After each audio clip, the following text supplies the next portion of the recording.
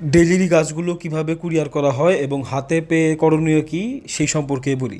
তো যে কোনো প্রকার লিলি জাতীয় গাছের মুখ্য বিষয় হচ্ছে এর নিচের অংশটুকু, বাল্ব, কন্দ, রাইজম, যাই বলেন না কেন, নিচেরটুকু ঠিক থাকলেই হয়, উপরের অংশের ক্ষতি হলে কোনো সমস্যা নেই।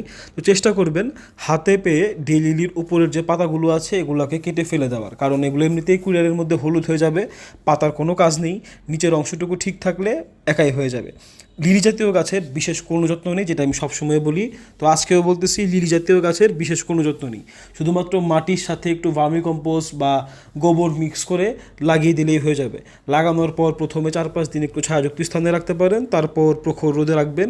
এখন কিন্তু ডেইলির সিজন চলছে, আশা করছি সুন্দর ফুল পেয়ে যাবেন। তো যারা যারা এখন অর্ডার করতে যাচ্ছেন আমাকে ফেসবুকে নক করছেন, শুরুতে যে 3টা কালার আমি দেখালাম শুধুমাত্র সেই 3টা কালারই থাকবে, এছাড়া যে কালারগুলো ছিল সেগুলো শেষ হয়ে গিয়েছে। তো এই তো, আমার মনে হয় না আর কিছু বিস্তারিত বলার দরকার আছে।